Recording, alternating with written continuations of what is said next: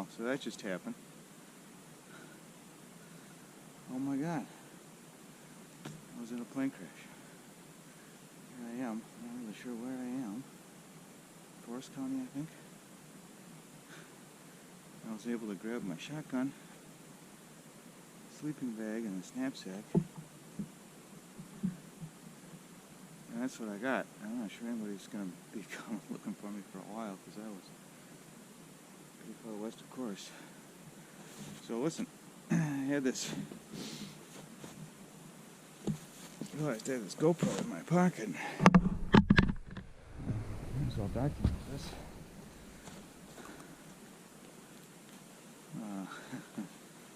For what it's worth, if anybody finds it, I think I'll be okay. But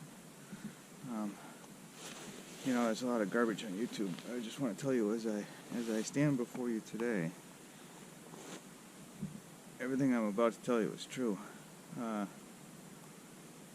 was coming up north to go rabbit hunting with my buddy, and got my weather briefing out of Green Bay, and forecaster said it's going to start snowing about half an hour after my planned departure time.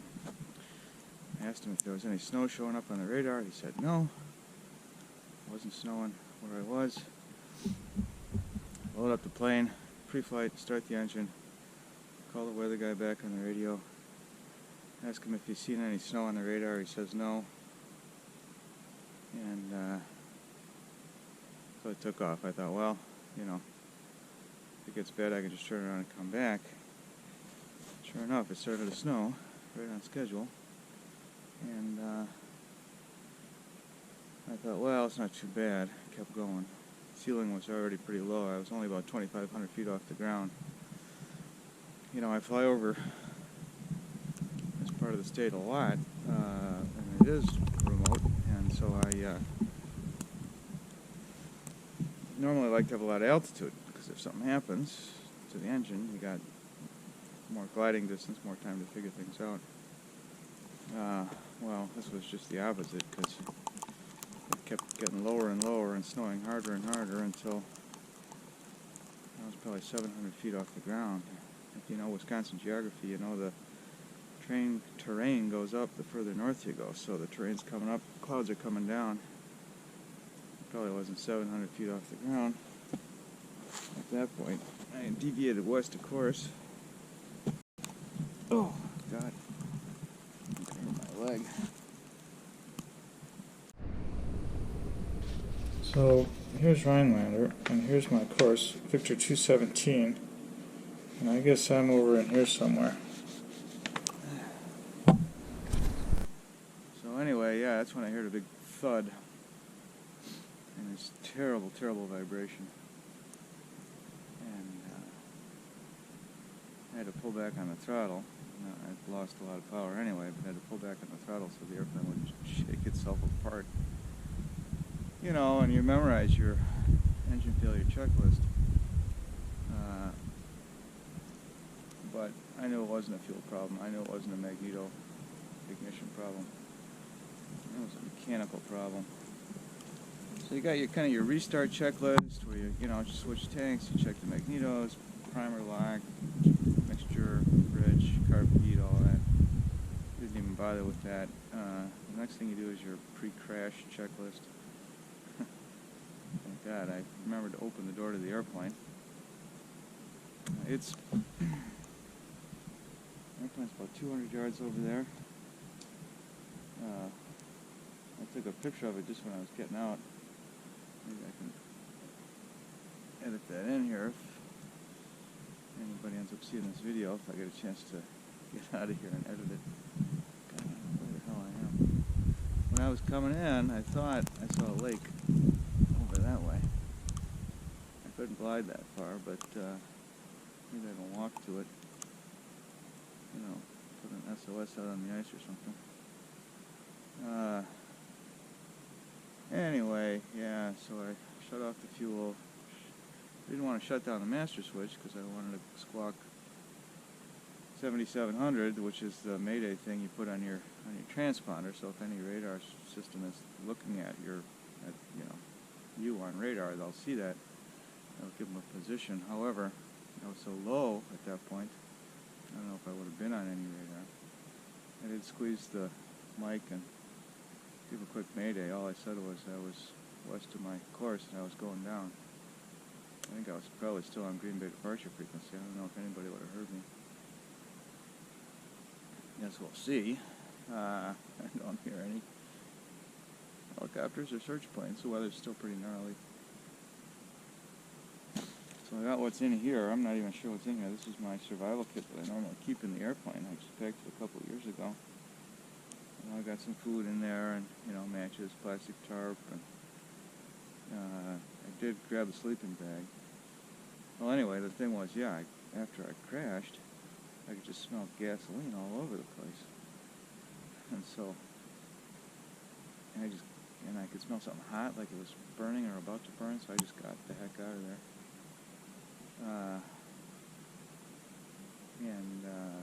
Then I realized I had the GoPro. I took a picture of the wreck, and then I realized I did not have my cell phone. And so I went back and was going to get it, and then it just went up. The whole thing just... So, and I tried to throw snow on it, but it was too dangerous. You got 275 pounds of 100 octane aviation fuel in the wings. It's leaking all over the place. I don't know if you can still see smoke over there, but I just wanted to get away from it. And now it's snowed. It's still snowing, so that's gonna cover up and make it really hard to see from the air. I don't know. Maybe if anybody lives around here, they will have seen the smoke and might send somebody. Otherwise, I'm just gonna have to prepare to spend the night. Alright, boys and girls, I played a little trick on you there. I said, as I am standing here before you, everything I'm telling you is true. And then I told you a bunch of stuff that was true. I did take off with the forecast of snow. And I did get lower and lower. And it was west, of course. I thought, gee, I can turn around and fly back to my departure point, but I'm only 15 minutes from Rhinelander. I know there's a VOR in Rhinelander that's right on the airport. All I have to do is follow that beam right to the middle of the airport. Whereas if I turn around, I got to navigate through the snow back for 45 minutes. Possibility I would pick up ice. And so I thought it best to press on. All of that is true. What's not true is that I didn't crash. Everything I said after that is a fantasy, or in the parlance of YouTube survival videos, a scenario. I actually landed safely in Rhinelander that evening and swore to get my instrument rating, which I did, so I would never have to do that kind of dangerous monkey business again. But anyway, no, I did not crash. I haven't flown for years, but I did spend a lot of time flying over this area. I do a lot of wilderness stuff. And, if you do that, if you spend a lot of time outside, maybe you're like me and you think about, what would happen if, my canoe got washed downstream and all I had left was the stuff in this knapsack, or if I did have a plane crash in the wilderness, or if I got lost while I was hunting, or if I was out snowmobiling and my snowmobile broke down. You probably have a little... If you're watching this video, you're probably the kind of person that has a little survival kit. You always wonder, am I bringing the right stuff? Is this the right thing to do? So we're going to find out here if I brought the right stuff. And I have a little bit of a cheat. In the summertime I wouldn't have a sleeping bag with me. So my scenario is that I was able to grab the sleeping bag out of the airplane before it burst into flames. So I do have a sleeping bag. It is late winter here in Wisconsin, and frankly, when I'm flying around in the airplane or traveling in the wilderness, it's entirely possible that I would have a sleeping bag with me. The other kind of cheat is that I've got the shotgun with me, the old pack gun. This thing actually folds up. So when we were kids, we used to snare cottontails.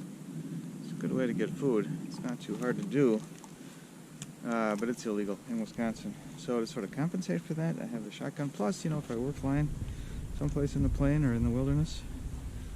Obviously, if I were to get lost hunting, I would have a gun with me, so it's not too much of a cheat. Actually, my car is less than a mile here, too, so if I need to cheat with some other things, I can. I have a large backup battery so I can recharge GoPro cell phone. I have my cell phone.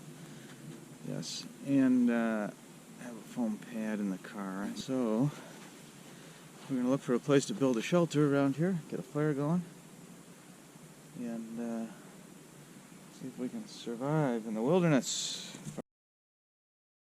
Okay, well, folks, looks like this is going to have to be my home for the night. I feel kind of lucky that I found this spot. We'll see how it works out. Gonna have to pack the snow down a little bit and explore, but should be okay. I'm tired. I'm just a walk, short distance to get here. You know, I just grabbed this survival pack out of the plane, and you know, I put that together like 2 years ago. I have no idea. Well, I should say that. I'm really not entirely sure what's all in there. I made some, like, survival bars, high-calorie survival bars. I don't know if they're still good or not. And I have a few things, dehydrated foods and whatnot, that should be good.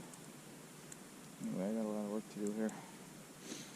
So the first thing I'm going to do is pack down some snow, clear some snow away. I guess I have a shovel in there. I'm not sure. Let's start with that there.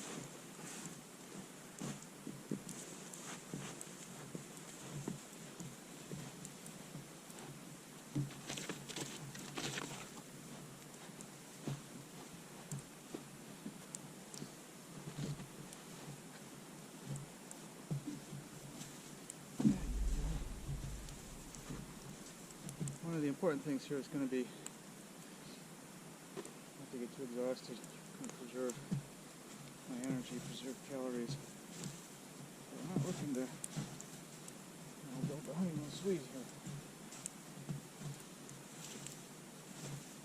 It's a place where I can get horizontal.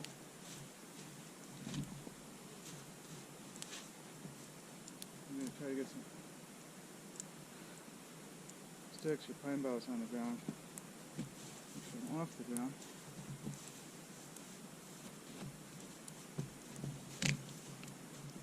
You know, if I knew it was just going to be one night, I could just huddle around a fire all night. But it's important because in a situation like this, I might find myself making some kind of tricky decisions. I want to be clear-headed. Plus, I like to sleep, you know? Sleep is a good thing. All this green mountains.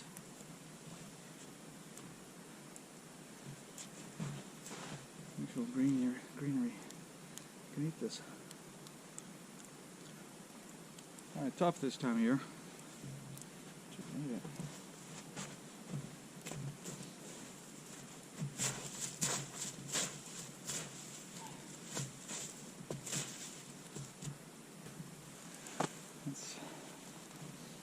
See how good a job I did of what I would need.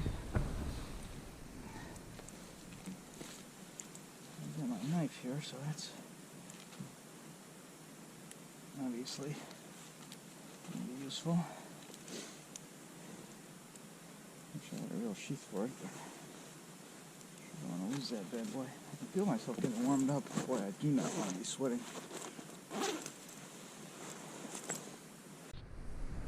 Now let's see what's in the knapsack here. I know I have a shovel in there, some plastic tarps, a bunch of space blankets, some food. Any deer hunter knows it's really easy to lose your knife in the snow. Put it down, never find it again. So, I'll just tie that around my neck. There. Dehydrated potatoes. Maybe that'll be supper. Rice? I got rice in here. Oh yeah, put an air mattress in here. An air mattress. Jeez Louise. Well, for as heavy as this damn survival kit is, I better have a lot of crap on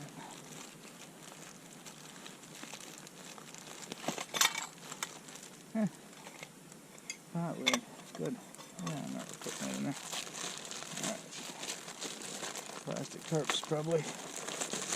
Good starting point.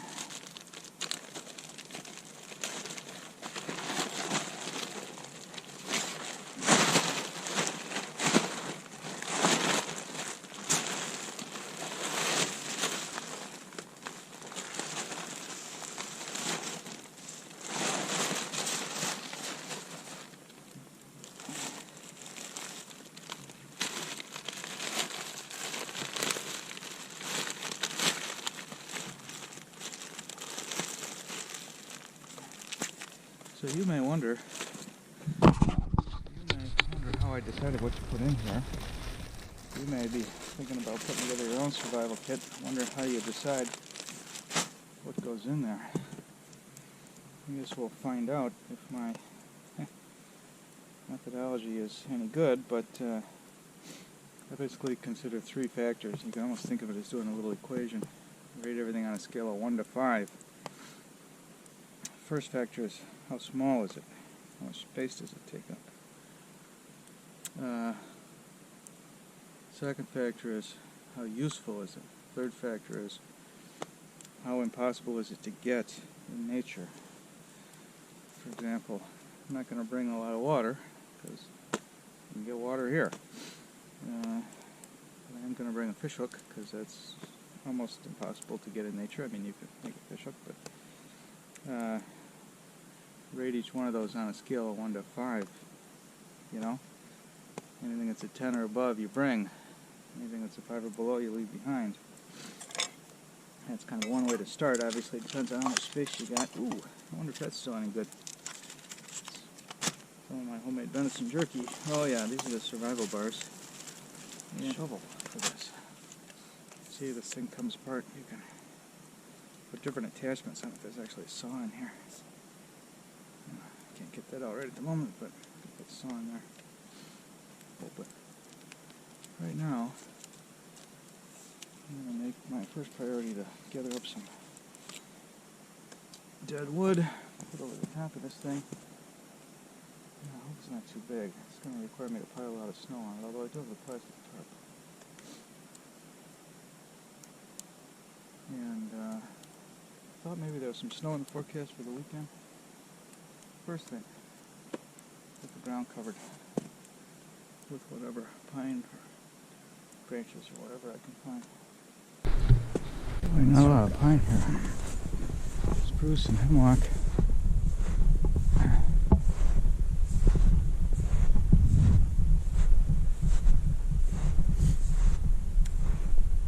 That's beautiful hemlock trees.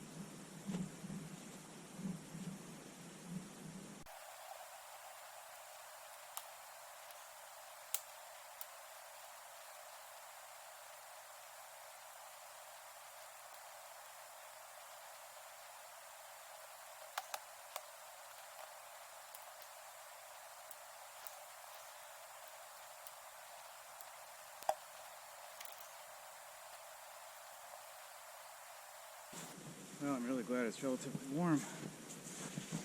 I can do this with bare hands. Okay, first load.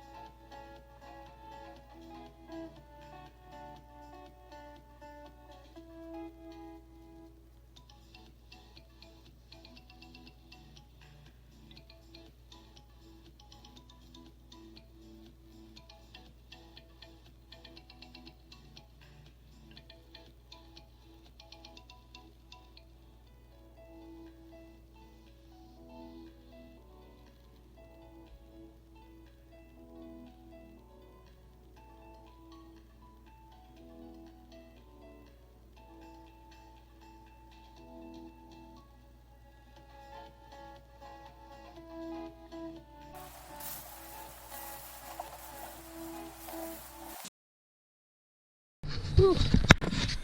Oof, that was a workout. It's a nice big tree though. There's a lot of wood there. Definitely losing some light now. Gotta get moving. Some more spruce and hemlock. I got enough for a fire here. Some firewood over there. Alrighty, well she's definitely getting dark now. Got a pretty good bed. Some hemlock back there. This is my fire pit. You can't see that, can you?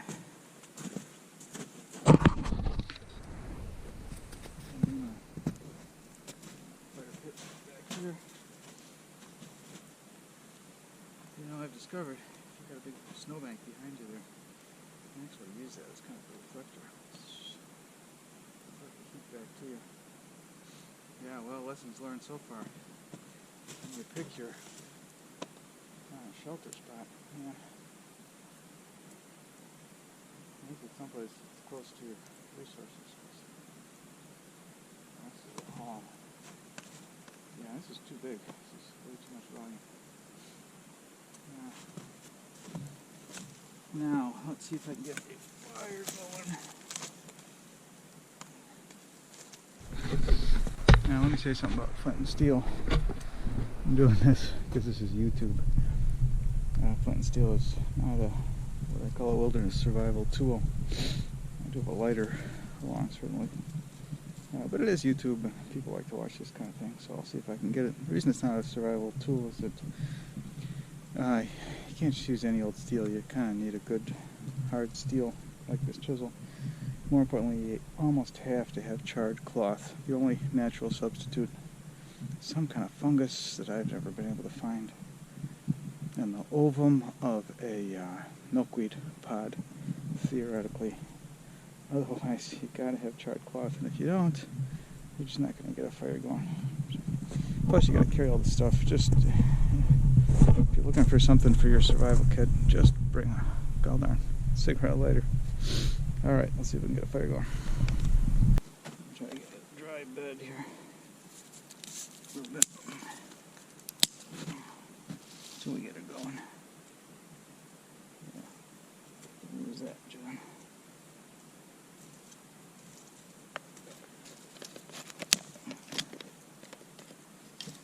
Here with needle sticks, and then some bigger stuff. Yeah, I really have a bigger stuff here, but I'm losing my light, so I think I'll get her going. And go quick grab some more.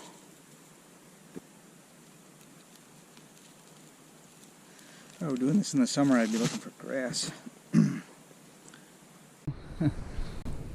Well, that wasn't too hard. Birch bark and completely dry birch bark right here. So that's good.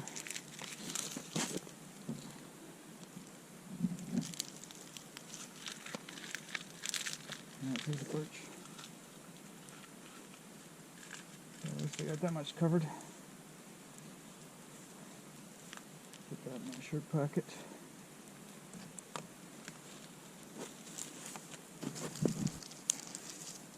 I do have this nice curl of dry birch bark that I found underneath the tree there, don't I?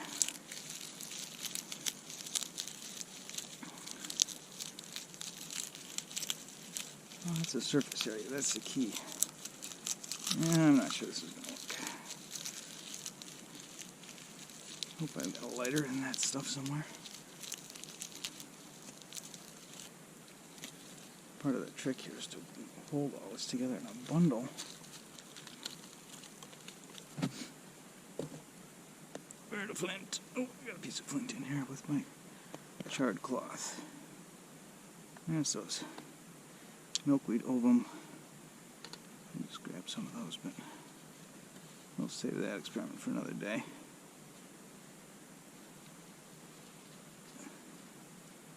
Yeah, I think I can cheat by using an obscenely large amount of charred cloth here.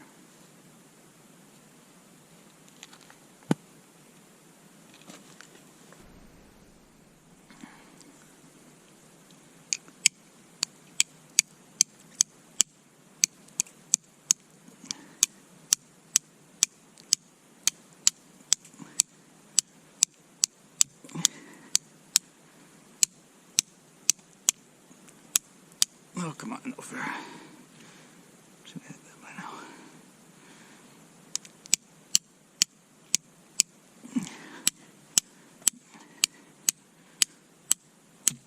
There. Oh, shit. Come on, man.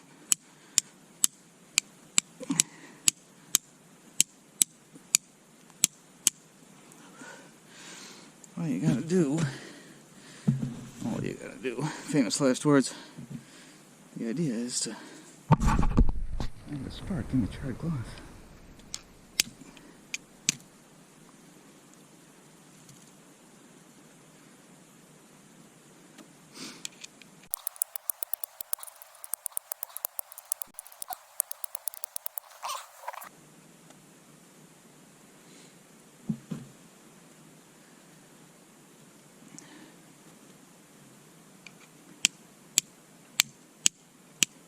We go. The trick here is not to drop your stuff so you lose it in the snow.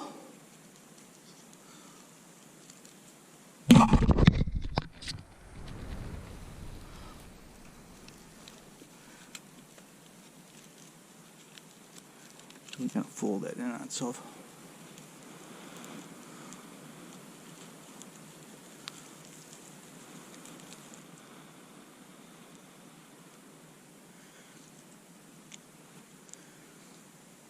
Plenty of heat there.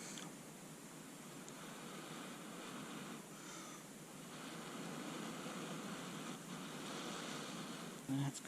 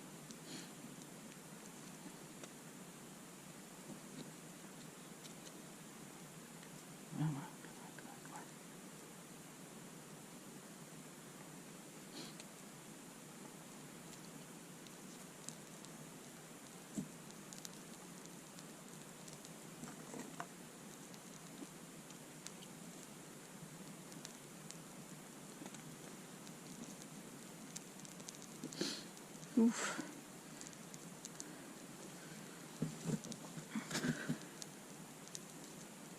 Thank goodness. Good Yeah.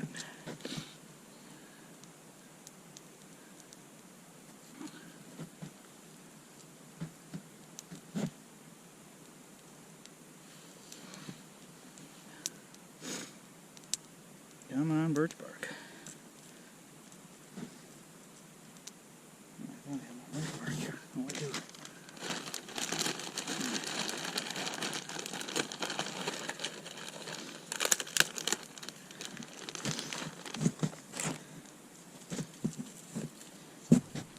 Birch bark is the best for starting fires. It's way better than paper because it's got oil in it.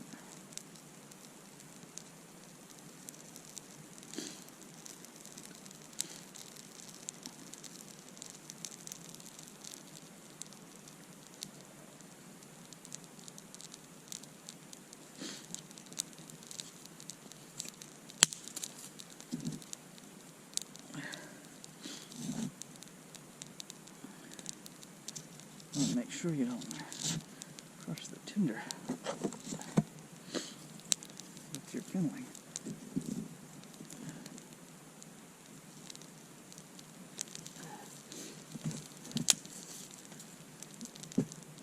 Yay, okay. Yeah, now it's dark out. Yeah, that's nice. I'm going to show you this wood here pretty quick.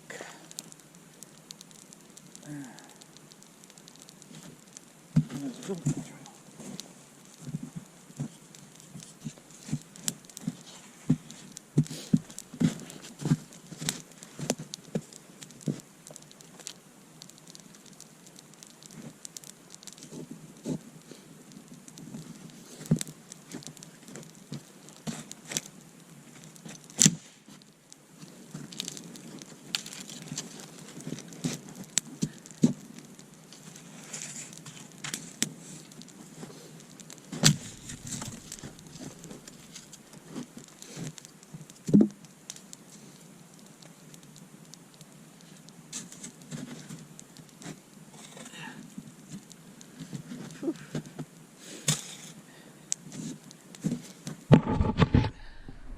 Well, that's a relief. That was a little dicey there for a second. I wasn't sure I was going to get it very well. I also noticed digging through my so-called survival kit there that I did not see a cigarette lighter in there. I think there was one. But, glad we got this going. Alright, now I'm going to find some more firewood.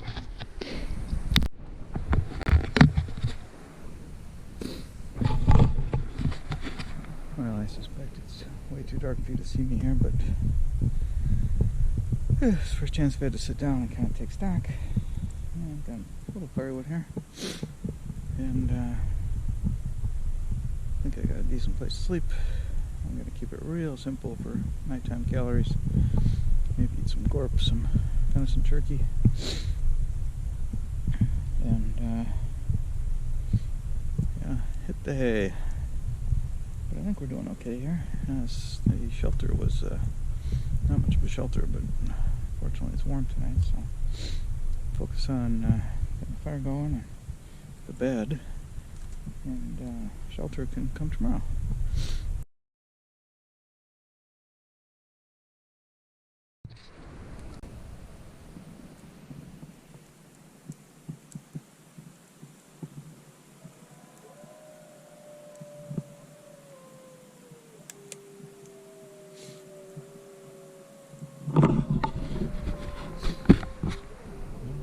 Coyotes. Those are wolves.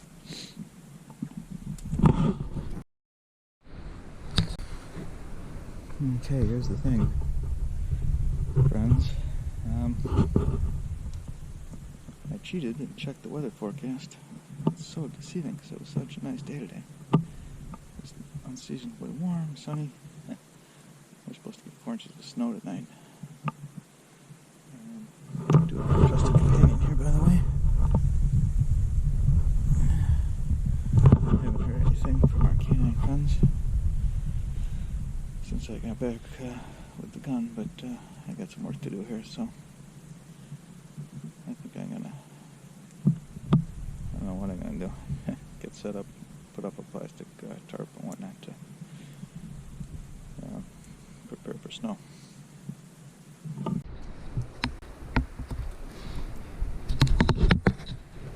Hey folks, well, time to take stock here. Not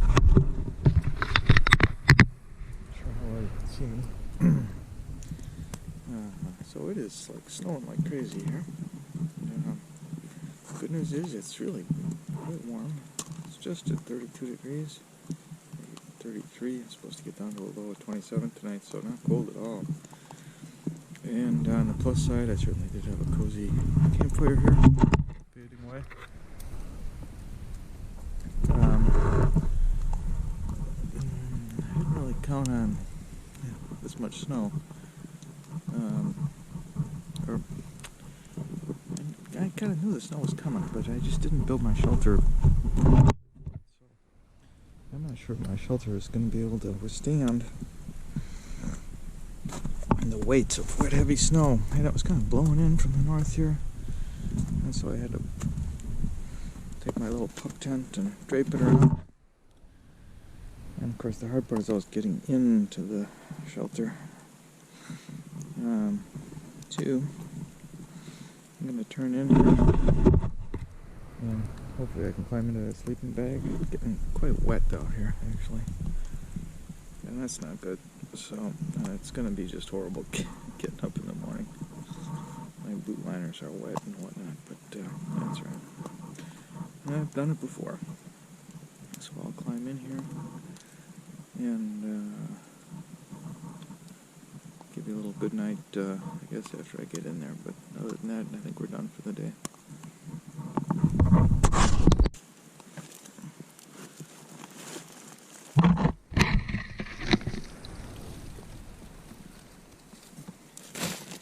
It's just kind of a struggle to get myself in. I leave myself a lot of room.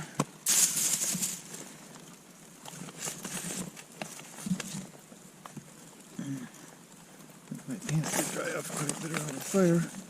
That's good.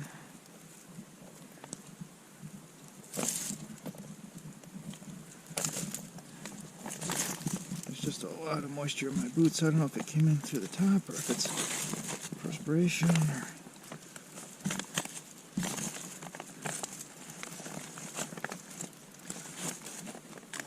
what, but it did take a minute to dry out my right foot. The left foot is soaked. Alright, I am in my sleeping bag. It's feels fairly comfortable so far. Fairly decent. Snow's really coming down outside. I was hoping I could use my coat as some more insulation, but it's so damn wet. I don't know what I'm going to do about that. Hopefully just dry it out over the fire in the morning. Meanwhile, I'm in for the night. Fairly dry, fairly warm, and so that's the report. I'll get back to you in the morning. Well, good morning. I survived the night.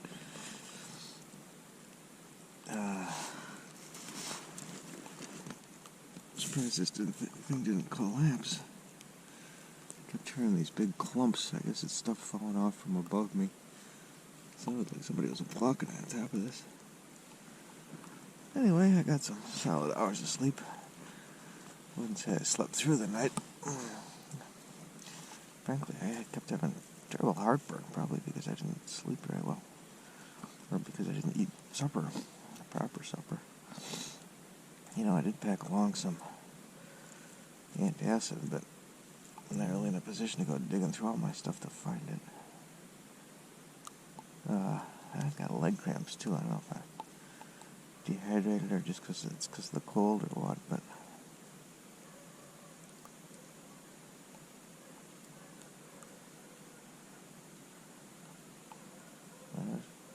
dogs. Well, that's the same thing I heard last night that I thought was wolves or what, but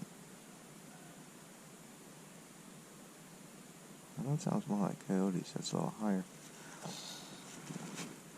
Anyway, yeah, temp says 32 on the nose. A little condensation in here. I guess not terrible.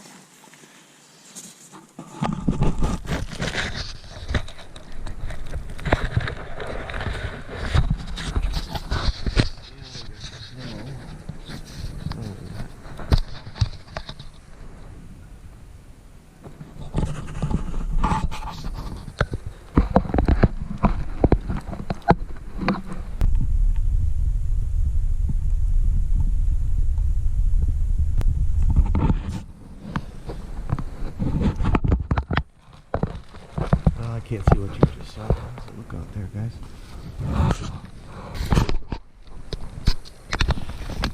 I just broke my camera mount.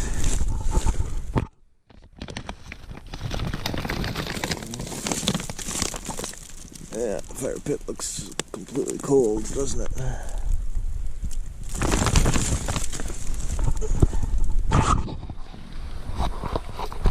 I have no idea what time it is. Could be noon for all I know. It's still snowing.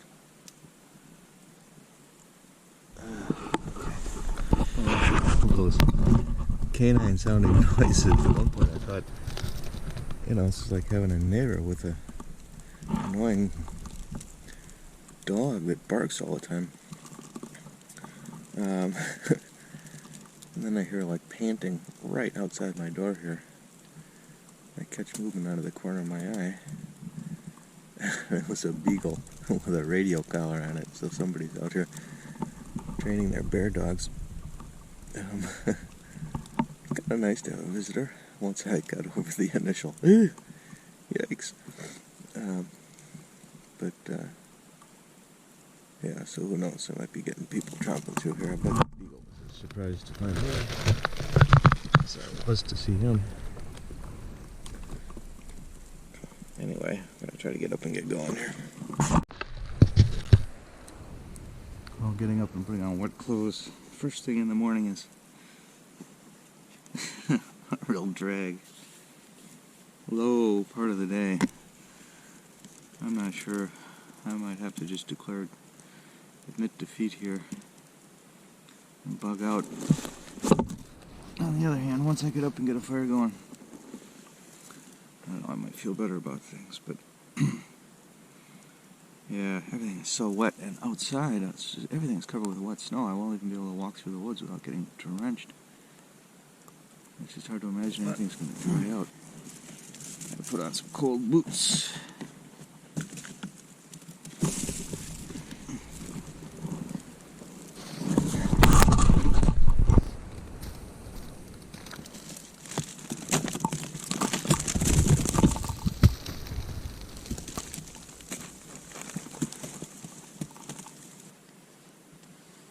This time I'll use a lighter.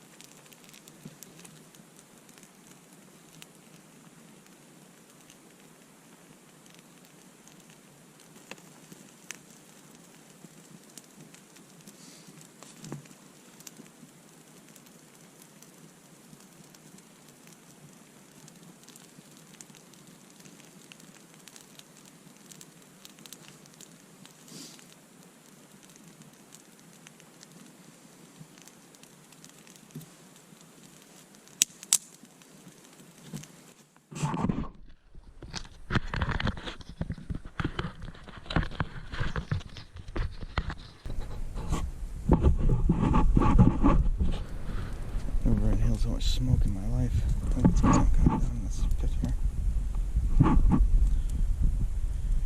I see a little blue sky up there. See what happens.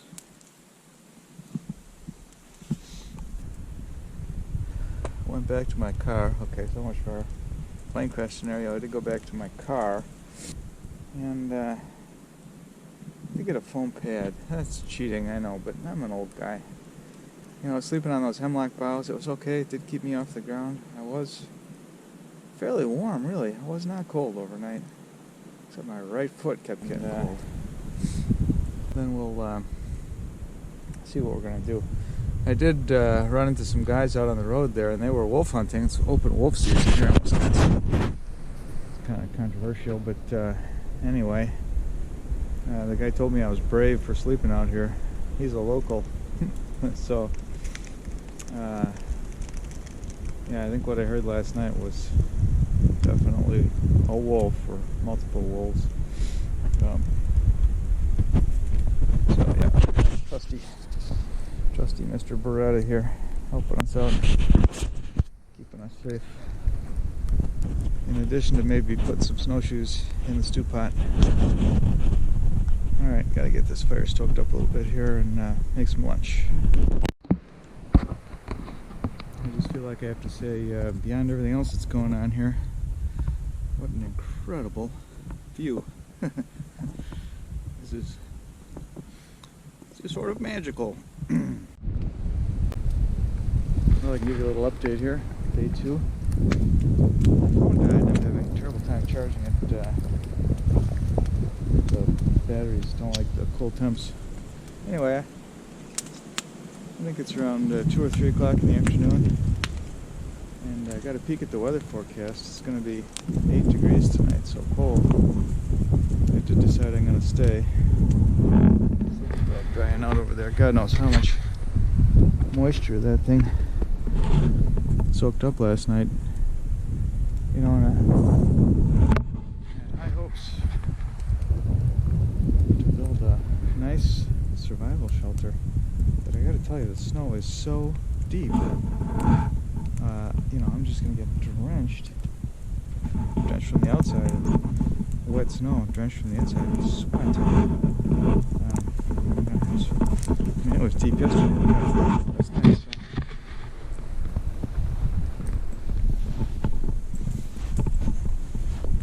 Yeah. Got myself getting wet already. What else? A couple of coyote hunters came by. There's some coyotes. You can maybe see their snowmobiles actually. I went over and talked to them a little bit. Talked to one old timer. He came by in his pickup truck when I was out on the road. And he actually was wolf hunting. He had a wolf tag. Another guy came by and had a coyote on the back of his truck. So, and I can hear these guys yipping down here. I don't know, I'm not a coyote hunter, but it doesn't sound like a very convincing coyote call to me. Anywho, yeah, so we'll stick it out, I guess, another night here, get a decent meal this time, and, you know, it won't be snow on my coat, won't be all wet and stuff, so hopefully it'll a little bit drier. So I should probably give a little explanation of this bizarre shelter I have here. You can see on the right that's actually a tent. You might say, why didn't you just set up the tent? Well, at first I was just going to sort of sleep out under my space blanket there. And a few sticks sticking out to hold the space blanket up. Then I realized it was going to snow 4 inches, so I reinforced the sticks and actually put these tie lines on here because I knew it was going to have to support a lot of weight, and then put the plastic over it, put additional sticks in there to make it stronger, and that was fine. And then the wind started coming from the north and blowing in, and I had to dig around and see what else I had. The best thing I had in the emergency kit to cover that up was just this little tiny pup tent. The other thing is the pup tent, it actually might be a little bit big. You know, I got a small space in there with the space blanket to hopefully reflect my heat back.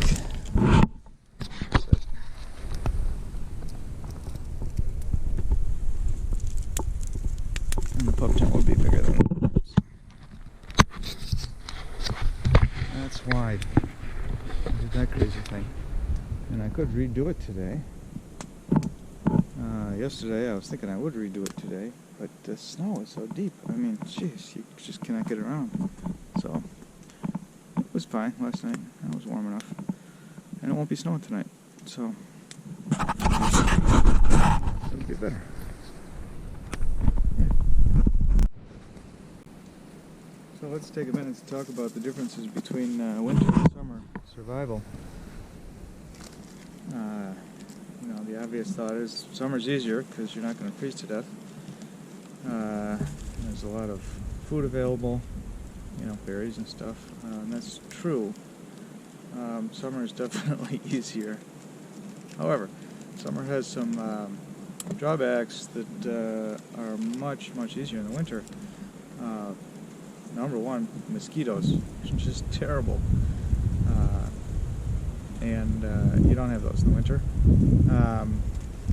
You think it's just a little thing, mosquitoes, but if you don't get a good night's sleep, if you're in a survival situation where you need to make good decisions and have sharp problem-solving skills, you don't want to be operating on 2 hours sleep, wake up all covered with bites. The other thing is, you're not going to get rain in the winter. Now, obviously, you'll get snow, as we saw last night. That happened to be very wet, heavy snow, but I would take dry snow over rain anytime while camping, because you don't get wet. You can walk around in the snow and it'll just brush off your coat if it's dry snow. But you can't do that in the rain. Another thing is that you have snow that can be a very good building material. If you want to build a Quonset or a snow hut, that can be very comfortable. I'm not going to do it here because, again, the snow is so deep, it's hard for me to get around. It would just be exhausting. And I'm not going to be here that long. But, did I say Quincy, snow hut? Anyway, so you've got that great building material around. Winter disadvantages, obviously, the cold and very deep snow like we have here. Wow, it's getting really windy here. Like I said, it was like, 50 yesterday, 40, might have hit 50 yesterday. And tonight it's going to be 8 degrees. So, yeah, well, something's got to give, and I think this wind is related to a cold front coming through. But I do have a chance to get things pretty well dried out here. Now I'm worried about snow blowing on my stuff, but I'm cheap blanket there and my sleeping bag drying out or sublimating. It's actually above freezing. I think it's gonna dry out.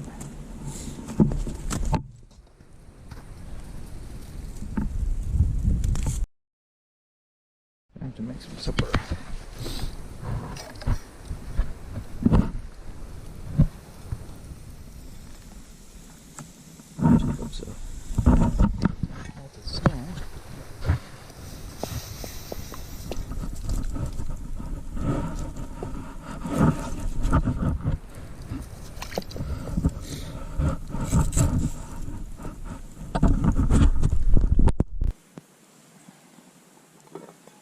Oh yeah. Oh shit. Alright. Oh, potassium in there.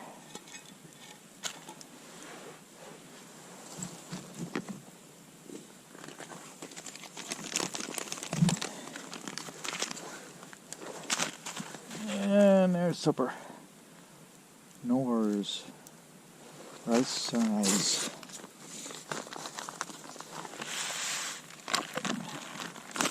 Not quite as easy as those dehydrated meals, because you do have to actually cook it. But way cheaper, probably better. And I have chunk chicken breast. Great value. But good stuff. Survival food. Oh yeah, baby.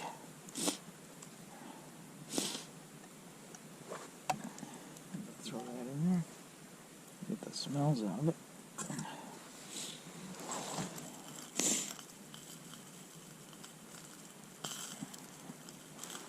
Just gonna wait for that to start to simmer, and then I'm gonna pull it off the heat a little bit here. I hope. Of course, the goal here, obviously, the prime objective is don't spill the whole thing into the fire. I wish that would have been a nice little rabbit stew, but well.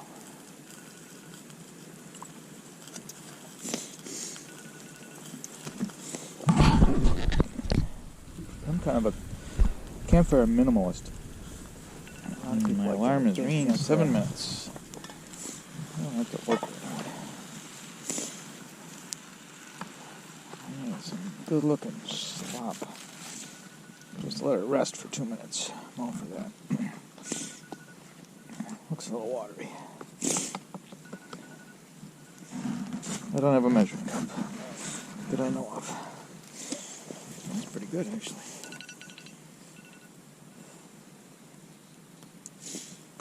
Of course, I haven't had an actual meal in whatever, 30 hours, so I don't know what it is about this trip. My appetite's really been off.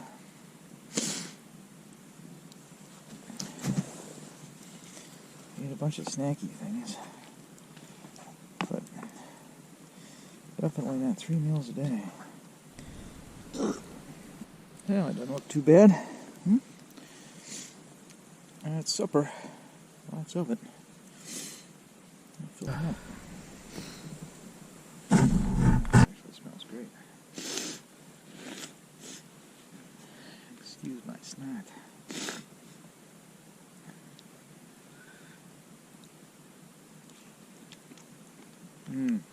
Hot, that's good. Flavorful. Calories, starch, yeah. Alright. Whatever it is, $1.29 for that crap in the grocery store. Keeps forever. Doesn't weigh anything. Well, when I had a can of chicken. Not bad for, not a bad choice for a survival kit.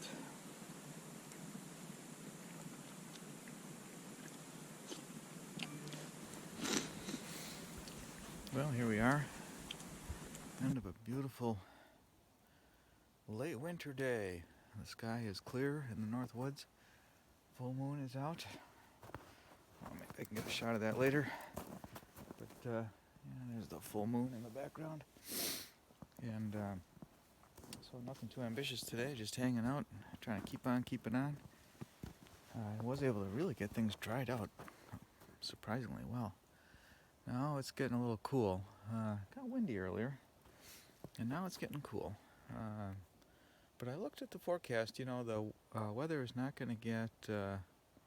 It's going to get down to like 8 degrees overnight, but it's going to start warming up after midnight, and it's going to be like 18 at daybreak, and it'll just get warmer as the morning goes on. So, yeah, I might just stay in my sleeping bag as long as possible.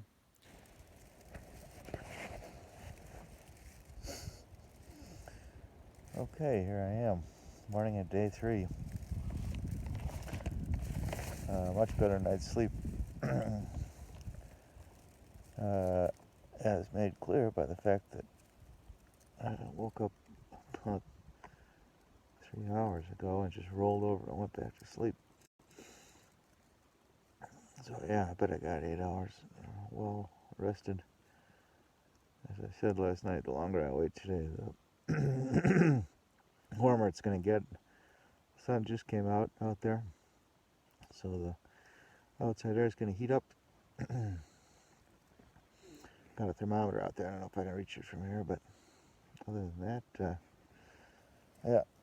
My left foot was cold overnight, and it's partly because I don't think I can stretch my legs out completely.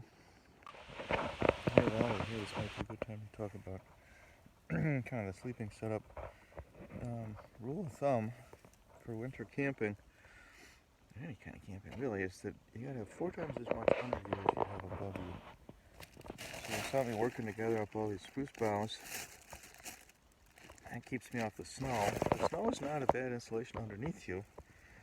It's trying to suck the heat out of you at 32 degrees, which is a lot better than trying to suck the heat out of you at, 10 or 15 degrees, or whatever the ground is. So I generally leave the snow.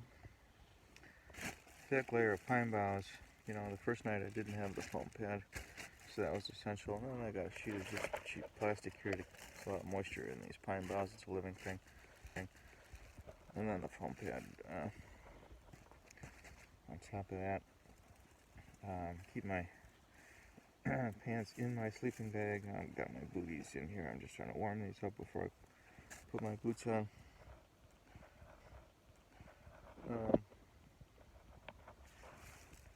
The back of my shelter collapsed at some point here. That stick is supposed to be up, and that's part of the reason my feet were cold last night, is because I couldn't really stretch out. I guess I could stretch out fairly well, but I think it was affecting the circulation. That's why my left foot was cold part of the night, but that's fine. Anyway, that's the deal on insulation. And then the mummy bag, down mummy bag. Be sure to fluff that bag up. Really important to get that loft. I do put my winter coat over it. At least I did last night. The first night it was too damn wet. And I have this extra little blanket that I can put over the top of everything. Warm and cozy. So yeah, that's the sleeping arrangement. Just stay warm. I'll tell you, the temp says 32 out here, but it's got windy. So it's pretty dang breezy. I put my pants on and got a low battery here, so I got 2 low batteries here. And they don't like to charge in the cold weather, but anyway, yeah, I gotta get my coat on, get some warm clothes on. I'm not sure how accurate that thermometer is anyway, but it's glad I set up some firewood for myself last night. It didn't take me long at all.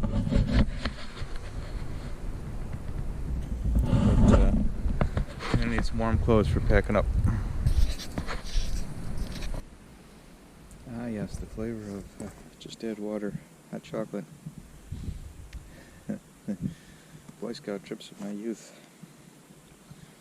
Ugh. Well, sugar. So, cheers. Here's a cautionary tale. I have my big pile of hemlock boughs down there, and then I threw a plastic tarp over it. Naturally, when I laid down on it, this became sort of concave, so it's, there's a depression in the middle. What happens is, anytime there's any little bit of snow on the side here, it melts. It runs down under there. Or even if it doesn't melt, it runs down under there and then it melts.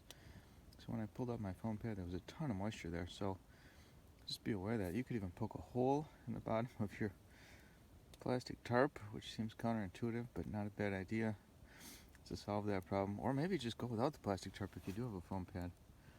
But that's just something to keep in mind. So one more fun fact. I know you campers know this. When you're packing everything up in your garage or the floor of your basement or whatever, you can get everything real small. You just can't pack it as well when it's time to leave. And that is really doubly true. Quadruply true in the winter.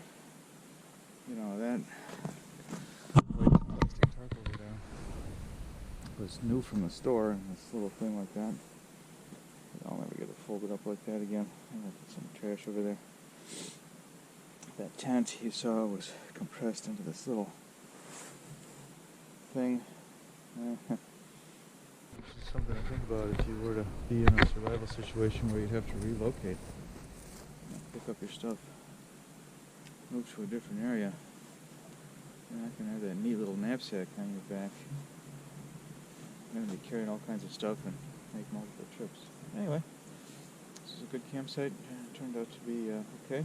Got everything cleaned up, sort of returned to, I wouldn't say it's not a trace situation here, but when nature comes through in the spring and does her thing, why, it'll be hard to tell that anybody spent 2 nights here.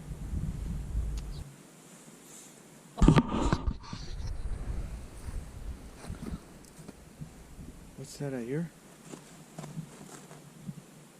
Snowmobilers. Snowmobilers with whistles. It's a rescue team searching for me. I'm saved. Oh my God, I can't believe it. I'm saved. It only took them 2 days to find me. It's a miracle. I know a guy who crashed in the middle of winter. I knew the guy. I'd met him once. because he was flying the same plane I was renting. He went down somewhere in northern Wisconsin. He had a flight plan, but they searched and searched and searched. Did not find him until the following November, when deer hunters flooded the woods and found him. It turned out the guy had, according to the official report, he'd actually had a heart attack while he was flying the plane, and crashed as a consequence of not having autopilot, not being able to control the plane. But, you know, get some big woods up here in Wisconsin. So for me to be rescued in 2 days when I'm God knows how far west of my flight plan is a great thing. Alright, I'm going to go flag down those guys, and then I'm sure they'll give me a medical checkout and I'll get a hot meal and stuff. Great.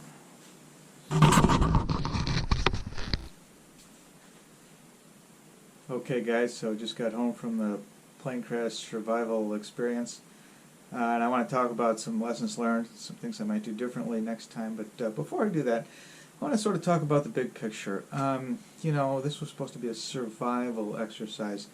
I think anybody with a cigarette lighter and a Mylar space blanket could survive in the winter, unless they're a complete moron.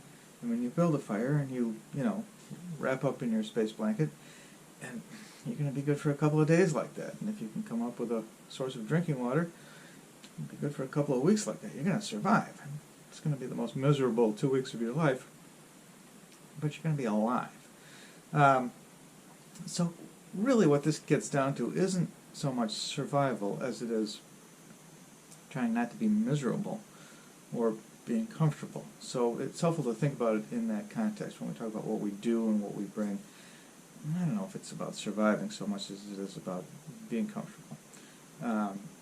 So really 4 things that I learned. Number 1, be organized. Boy, you know, at one point I said I didn't even know what was in that kit. Make a list and have, you know, separate bags, and make a list of what's in those separate bags, and mark, you know, where everything is. At one point I spent 20 minutes looking for a spoon. That would have made things much easier. At one point I'm making the shelter with a space blanket, and I needed another space blanket, and I could have sworn I had more, but I couldn't find them. And so I had to change the whole strategy, make my shelter a different way. And the next day I found 2 more space blankets. So, organization, huge, huge issue. Number 2, in terms of food, keep it simple. You know, I said that those envelopes you get from the grocery store are a lot cheaper than dehydrated food. I would rethink that.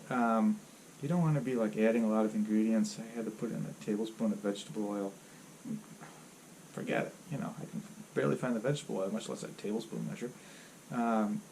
If you get the foil pouch where you can just pour boiling water in and stir it around and let it sit and eat right out of the boiling pouch, the simpler the better, because when you're cold, you're wet, you're hungry, you're running out of time, you just want to eat.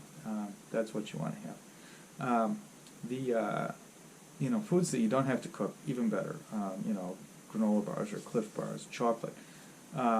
If you could get some sort of sausage that's got enough preservatives in it that it'll keep, you know, Slim Jims or something. If you cycle that through your kids, so it's always, you know, within 6 months or whatever.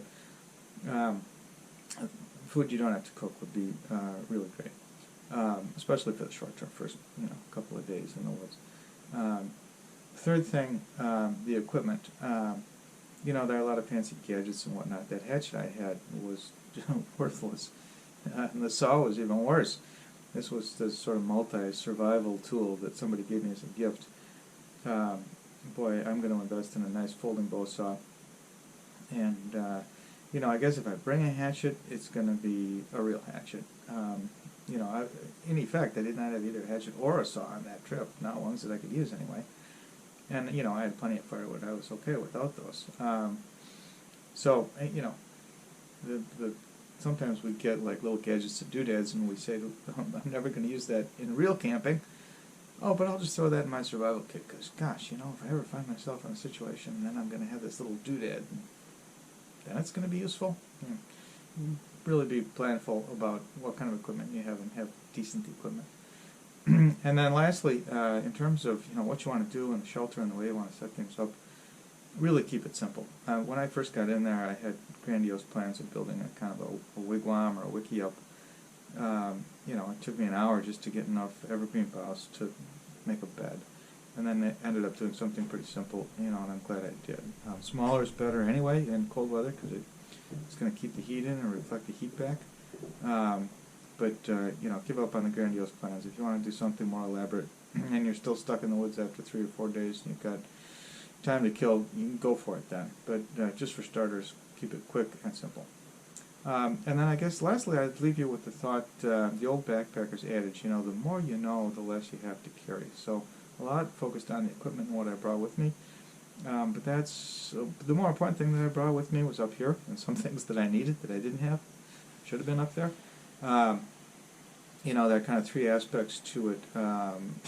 There's knowledge, skill, and experience. Knowledge is the kind of thing you can get from YouTube. You know, I know how to make a bow drill. I've even tried to do it, but I don't have the skill. I can't do it. I know how to make a fire with flint and steel, and I have the skill, and I've done it. Having done it sort of in your backyard is great. It's fun. Doing it in an actual wilderness situation, you know, when it's raining or snowing or cold or dark, your hands are cold, you know, you can't find the right kind of tinder. That's where experience comes in. For example, I've never started a fire with flint and steel before, not using dried grass and dried leaves. But I had enough experience to know that I could probably pull it off with those little shreds of birch bark and the little tiny twigs. And indeed I could. So as you think about your future wilderness experiences, I would invite you to get the knowledge, then practice these things and build up the skills, and there's no substitute for the experience. And boy, it sure is great to be out in the great outside in the great outdoors and have those outdoor wilderness experiences. And it'll make you a better person, more prepared for whatever may come your way, and hopefully you'll have a lot of fun doing it. So thanks for watching, and have fun out there.